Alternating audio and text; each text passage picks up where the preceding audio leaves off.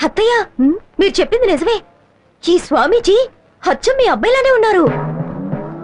ఈవిడే మీ అబ్బాయి లవరా? ఎలా స్వామి కరెక్ట్ గా చెప్పేశారు? అదే శివశక్తి. మీరు బాగా మారిపోయాడు స్వామి.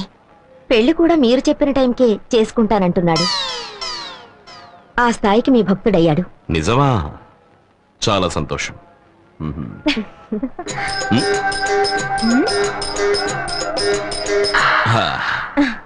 పెళ్లి ఒక 3 నెలల తర్వాత పెట్టుకోండి.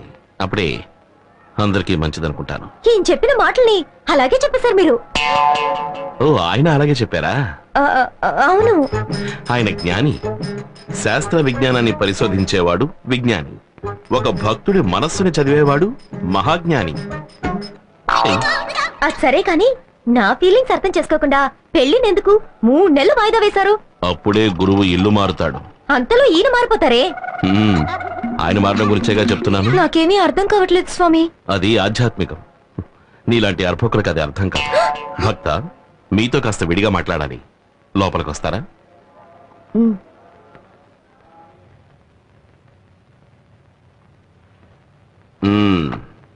ఏమిటి స్వామిజీ, మ్యాటర్ అది ఎలా సాగుతోంది? అంత సక్రమంగానే సాగుతోంది. 3 నెలల తర్వాత నువ్వు వెళ్లేసరికి ప్రశాంతంగా ఉంటుంది. ఉంటుంది ఉంటుంది. ఇలా చూడండి, జీవితం అన్నది గాలి లాంటిది. ఇంతవరకు మీరు చూసింది కేవలం పైరుగాలి మాత్రమే.